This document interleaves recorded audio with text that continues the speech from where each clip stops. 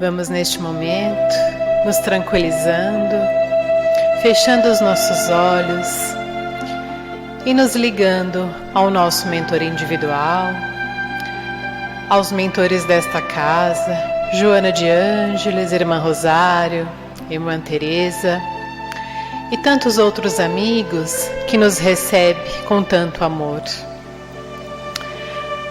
Vamos nos envolvendo nos braços amorosos de Maria de Nazaré, Mãe de Jesus. Ela que nos envolve em seu manto azul, salpicado de estrelas, e nos diz: tudo passa, irá passar mesmo. E de mãos dadas à Mãezinha, nos leva até o seu Filho, nosso Mestre Jesus. Mestre querido, Ele que reencarnou entre nós para nos ensinar o verdadeiro amor e a caridade. E se não for através de Ti, não chegamos até o Pai. Pai de infinita bondade, Criador do céu e da terra, obrigada por tudo que temos, por tudo que somos, por tantas bênçãos que nos dá todos os dias. E com o coração cheio de gratidão, nós louvamos com a prece que Jesus nos ensinou. Pai nosso que estais nos céus, santificado seja o vosso nome. Venha a nós o vosso reino. Seja feita a vossa vontade, assim na terra como nos céus. O pão nosso de cada dia nos dai hoje. Perdoa as nossas ofensas, assim como nós perdoamos a quem nos tem ofendido. Não nos deixeis cair em novas tentações e livra, Senhor, de todos os males, porque Teu é o reino, o poder e a glória para todos sempre. Graças a Deus. Olá, amigos. É um prazer muito grande estar aqui com vocês para falarmos um pouco do Evangelho de Jesus. Em Jerusalém, haviam 3 grandes festas anuais: a Páscoa judaica, a festa dos tabernáculos e a festa das primícias.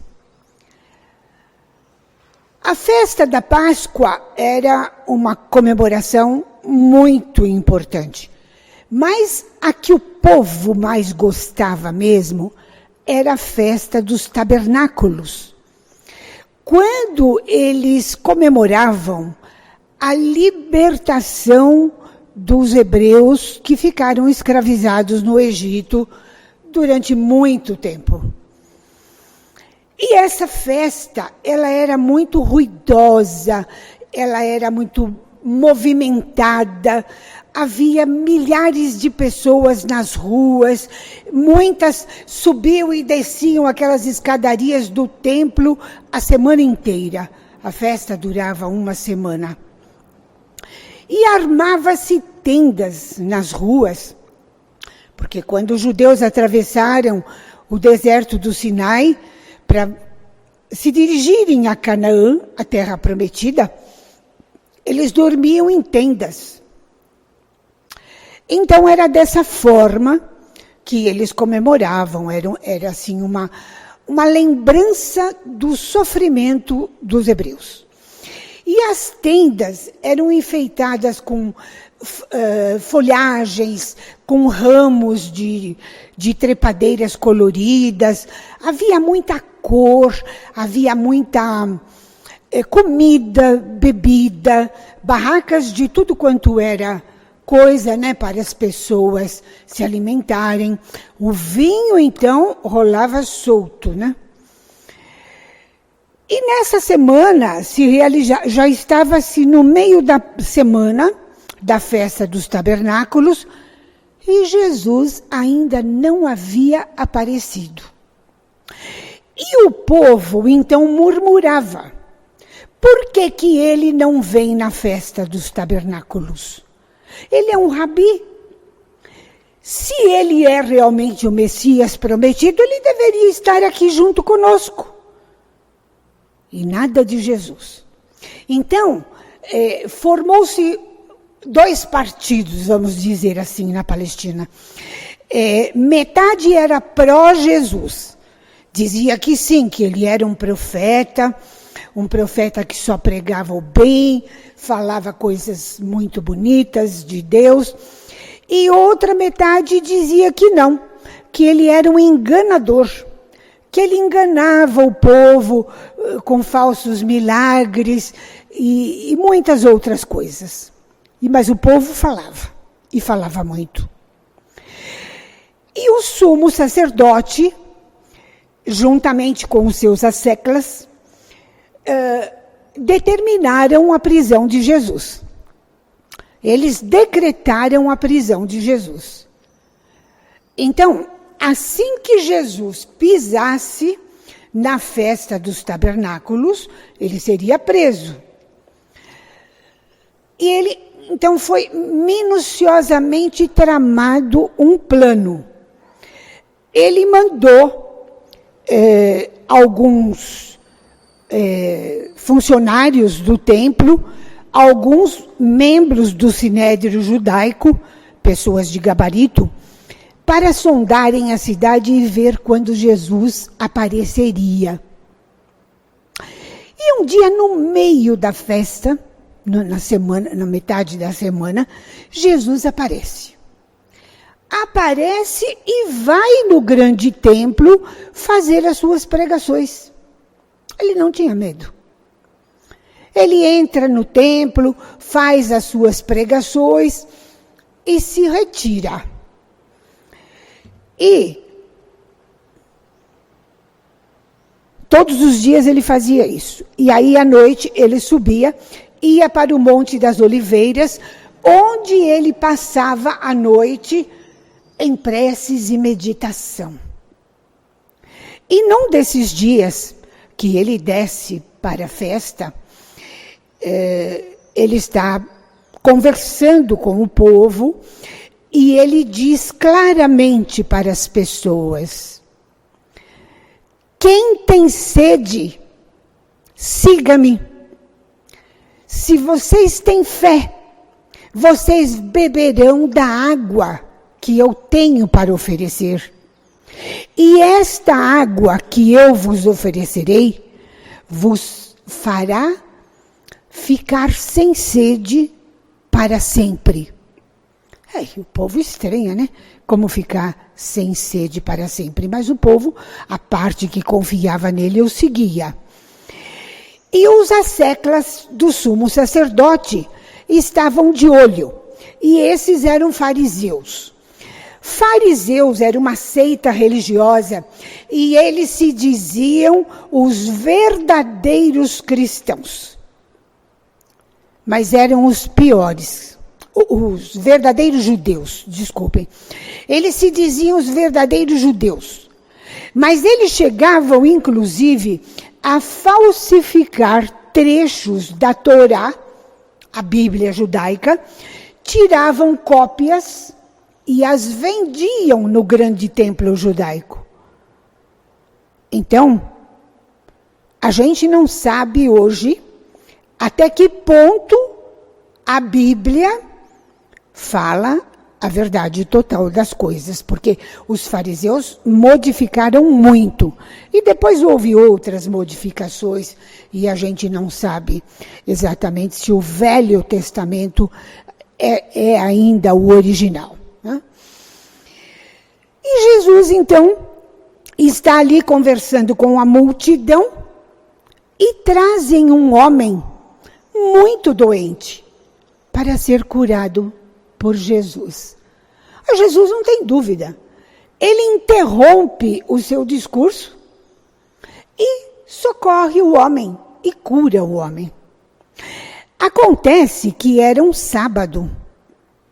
E sábado, na lei judaica, era terminantemente fazer qualquer coisa.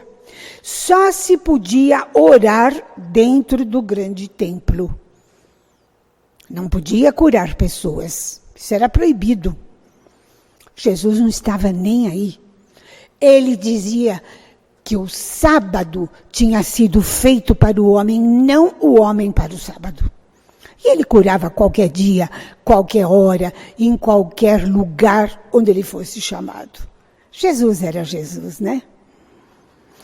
E quando os fariseus que tinham sido enviados para sondar Jesus, para ver o que ele falaria, e pegá-lo numa falta para prendê-lo, aliás, os fariseus tinham olhos de lince para os pecados do próximo.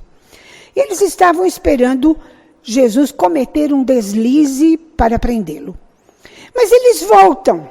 E chegando no grande templo, o sumo sacerdote pergunta: ué, vocês não o trouxeram? E eles respondem para o sacerdote: não o trouxemos porque nunca ninguém falou tão bonito, tão bem como esse homem. Nossa, o sumo sacerdote ficou enfurecido. Como? Vocês viraram agora para o lado deles? Por acaso vocês também são galileus? Que Jesus era galileu. E ser galileu naquela época era não ser considerado judeu. Eles não consideravam a Galileia parte da Palestina. E o sacerdote vira para eles e diz assim: vocês não sabem que da Galileia não vem nada de bom a não ser peixes e frutas? Mais nada. Vejam nas Escrituras, a Galileia nunca deu nenhum profeta, o que não era verdade. A Galileia já tinha dado 3 profetas, Naum, Naim e Débora. Débora, uma mulher, foi profeta em Israel. E os 3 eram da Galileia. O que quer dizer com isso é que o próprio sumo sacerdote não conhecia a Torá, não conhecia as leis, principalmente a parte dos profetas, que era a parte mais importante para eles. E aí, manda que eles voltem novamente para pegar Jesus, e daquela vez eles não podiam falhar, porque senão quem seriam presos seriam eles. E no outro dia, bem cedo, Jesus desce o Monte das Oliveiras, e havia uma procissão que começava lá em cima no Monte Moriá e descia para o Vale de Siloé, os chafarizes de Siloé. E Jesus vai e participa da procissão, faz tudo normalmente. E quando ele está se dirigindo para o templo, quando ele chega exatamente no átrio do povo, o átrio dos gentios, como os sacerdotes diziam, né? Gentios eram os estrangeiros, eram as pessoas que não eram judias. Quando Jesus chega exatamente ali, ele vê 2 filas de fariseus e no meio dessa fila, um deles vem arrastando uma jovem pelos cabelos. Arrastando no chão, puxando pelos cabelos. E Jesus fica chocado com aquela cena. E eles chegam, jogam a moça nos pés de Jesus, dizendo: mestre, esta moça foi pega em adultério. E como sabes, a lei de Moisés determina que ela seja apedrejada até a morte. A moça era noiva, a infeliz. Naquela época, o noivado tinha o mesmo valor do casamento. A única diferença é que não conviviam sob o mesmo teto e não usufruíam dos direitos um do outro, mas era tão sério quanto o casamento. Então, se uma mulher fosse pega em flagrante adultério e fosse solteira, fosse noiva, ela seria apedrejada até a morte. Mas, se ela fosse casada, ela seria levada para uma sala no interior do templo judaico e seria obrigada a beber um copo de veneno poderosíssimo. A morte era instantânea para quem bebesse aquele copo de veneno, que continha inclusive a cicuta, que na Grécia tinha essa lei.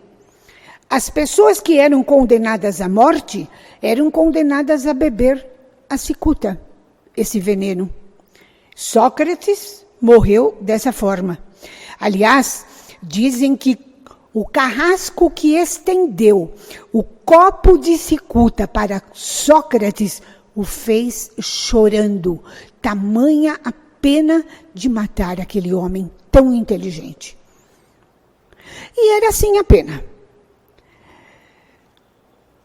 A moça, coitada, tinha ido participar da festa, talvez, não se sabe, talvez tivesse se perdido do noivo, porque sozinha ela não iria. E um homem aproveitou-se de vê-la sozinha, seduziu-a. E ela foi pega. Engraçado que pegaram a jovem imediatamente. Ninguém se preocupou de saber quem era o homem, porque a pena era apenas para a mulher. Aliás, a parte mais fraca do ser humano na história da humanidade sempre foi a mulher. Graças a Deus que a gente está vivendo hoje, no 3º milênio, onde nós mulheres podemos provar as nossas capacidades e temos os nossos direitos que devem ser respeitados. Não, naquela época não. A pena era apenas para a mulher. Já foi arrastada, eles tinham que procurar um rabi, porque tinha que ser um rabi para autorizar o apedrejamento. Não era qualquer um que podia chegar e ir apedrejando. Essa lei de apedrejamento existe ainda hoje em alguns países. Existe no Irã, existe no Afeganistão, né? Até há pouco tempo fizeram uma campanha mundial para uma senhora do Irã que cometeu adultério e ela conseguiu ser salva. Mas é comum. Principalmente no Afeganistão ainda é muito comum. Eles cavam um buraco no chão, colocam a mulher lá dentro só com a cabeça de fora e mandam pedra. Então a pessoa, a mulher, fica com a cabeça esmigalhada pelas pedras. Lá em Israel, a gente nunca soube exatamente como era feito. A gente sabe que era por apedrejamento. Agora, se era com esse ritual de enterrar metade do corpo, isso a gente nunca soube. E Jesus, então, se prepara. Porque quando perguntam para ele, tu sabes que conforme a lei mosaica, nós deveremos apedrejá-la até que ela morra. Jesus ficou num silêncio absoluto. Ele ficou pensativo alguns instantes. E pegou uma varinha e começou a escrever algumas coisas no chão. Escreveu umas palavras que aqueles fariseus leram. E aquilo deve ter mexido com eles. Ficaram já um pouco ressabiados. E aí, eles dizem a Jesus que deveriam apedrejá-la e já começam a pegar as pedras. Aliás, pedra é o que não falta naquela região de hoje Israel, né? Naquele tempo Palestina. Pedra você vê rolando para todo lado. E Jesus fica pensativo e diz, sim, eu concordo com a morte dessa jovem, desde que ela seja apedrejada por uma pessoa que nunca tenha cometido nenhum pecado. As palavras de Jesus caíram como um raio na cabeça daqueles homens. Quem nunca cometeu um pecado? Por menor que seja, mas todo ser humano peca. Mas Jesus foi claro. Quem nunca cometeu nenhum pecado. Ou seja, a moça poderia ser apedrejada para que a lei fosse cumprida, mas tinha que ser por mãos puras, mãos impolutas.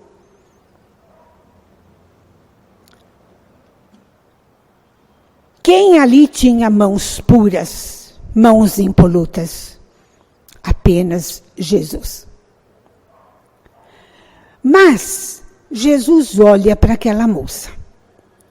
Ela caída no chão, ajoelhado, com aquela cabeleira cobrindo o seu rosto, debulhada em lágrimas. Era a imagem da miséria. E ali, diante daquele rabi, que era a própria misericórdia, a miséria humana, diante da misericórdia divina. Jesus a olha e espera para ver qual a atitude dos fariseus. Aí teve um mais ousado, porque quando Jesus falou que só podia tirar pedra quem nunca tivesse pecado, foi caindo pedra por pedra no chão. Todos jogaram as suas pedras.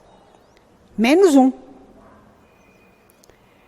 Tinha um fariseu, já de cabelos muito brancos, e certamente pela sua idade, a quantidade de pecados deveria ser bem maior do que a dos demais, talvez.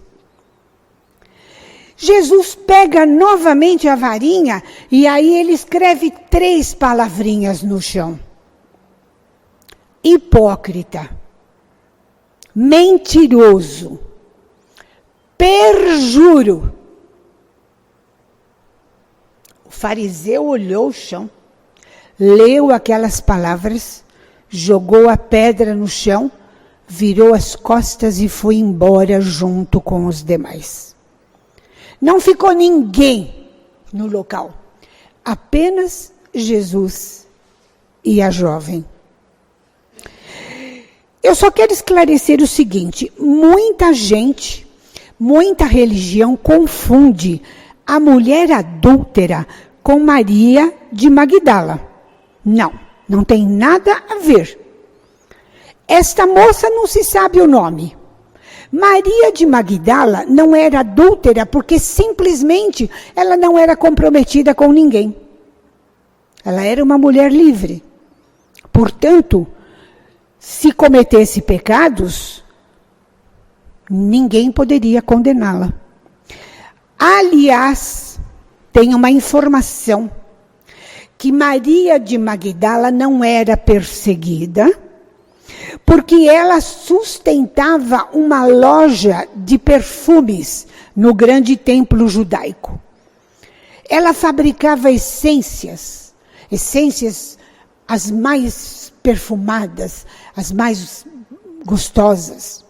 E isso era uma fonte de renda enorme para o grande templo. Por isso que ela nunca foi chamada a esclarecimento da vida dela. Ela não dava satisfação para ninguém da vida dela. Então, a mulher adúltera não era Maria de Magdala, era outra pessoa.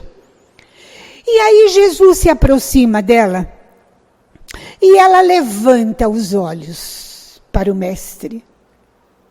E ela mergulha naqueles olhos azuis, que só transmitiam bondade, só transmitiam caridade, só transmitiam perdão.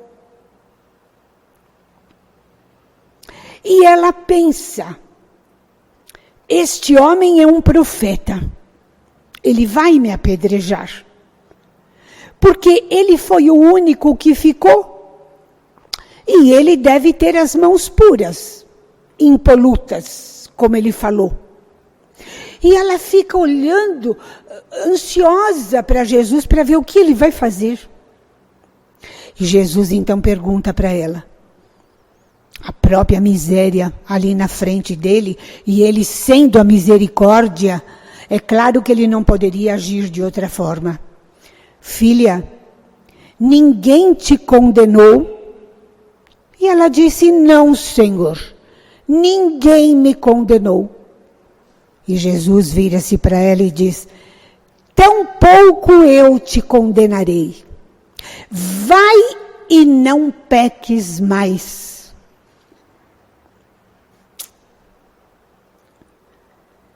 Jesus, o maior espírito que a terra já recebeu. Eu posso dizer com toda certeza, a criatura mais inteligente que já passou neste planeta. Porque ele foi tão sábio, mas tão sábio naquela hora para salvar a moça, porque tinha isso.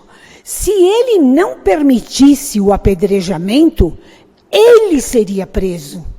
Já estava tudo programado e seria morto antes da hora que foi, né? Mas não. Jesus jamais permitiria que o sangue daquela jovem tingisse a areia do chão. Ele não permitiria. Ele nunca permitiu nenhum ato de violência, em qualquer circunstância, contra quem quer que fosse. Ele foi coerente. Mas para ser coerente, ele teve que usar de uma astúcia, né? Ele tinha certeza que ninguém ali estava sem pecado. Ele sabia, por isso que ele fez isso. E assim a jovem foi salva. O Rabi, Jesus de Nazaré, foi coerente até o fim da sua vida. Ele pregou uma doutrina que só falava em amor, caridade e perdão. E quais foram as suas últimas palavras na cruz?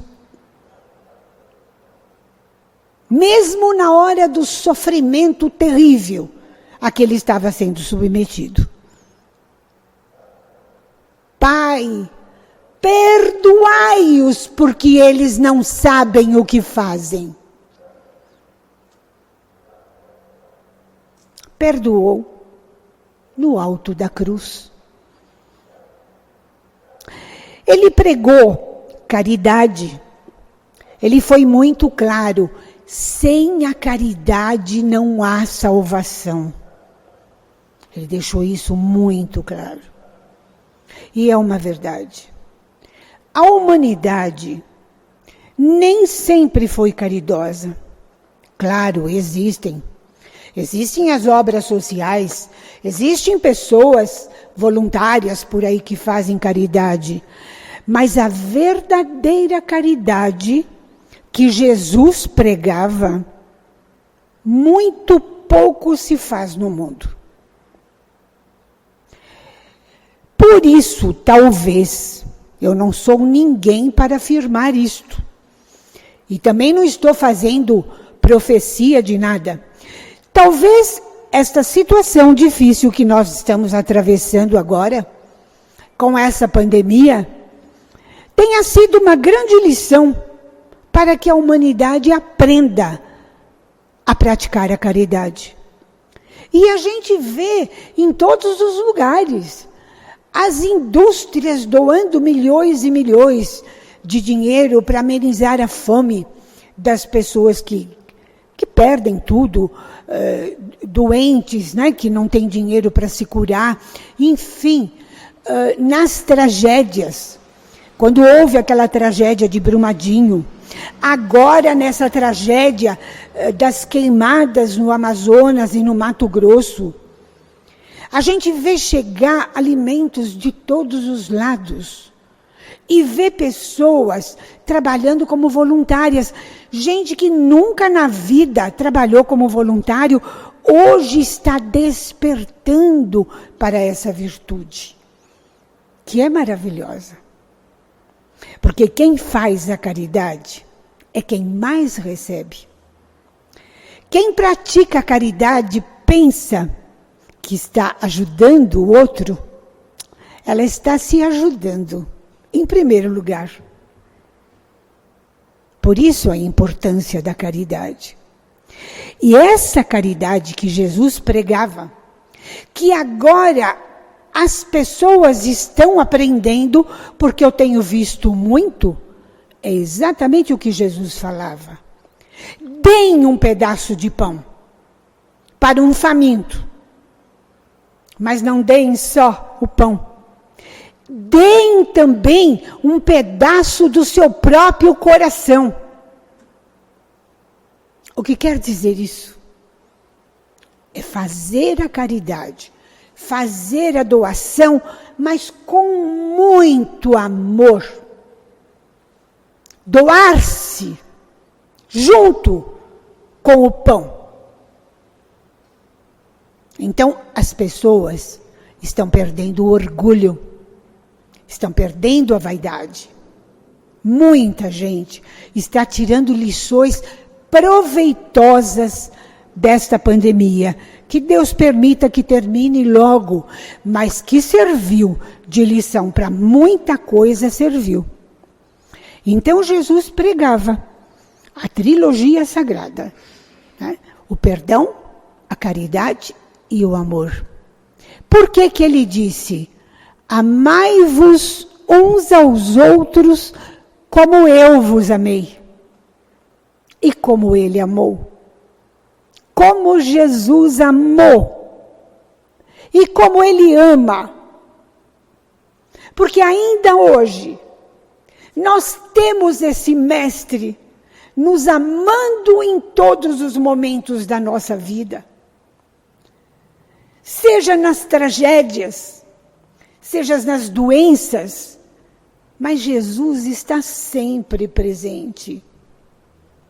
Hoje, nós aqui, neste salão repleto de pessoas, Jesus disse que onde estivessem 2 ou mais pessoas reunidas em seu nome, ele ali estaria presente.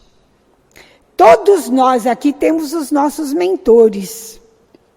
Então, nós estamos numa quantidade de pessoas dobradas aqui, né? Nós e os nossos mentores. Com certeza, Jesus está aqui no meio de nós. E ele nunca nos abandona. E nunca vai nos abandonar. Mesmo na doença, mesmo nas tempestades, mesmo nas tragédias, mesmo nos momentos de escuridão nas nossas vidas. Porque nós temos, né? Todos nós temos momentos de escuridão nas nossas vidas. Vamos lembrar dele, quando ele disse: eu sou a luz do mundo, e quem me seguir nunca mais viverá em trevas, porque eu sou o caminho, a verdade e a vida, e ninguém vai ao Pai senão por mim.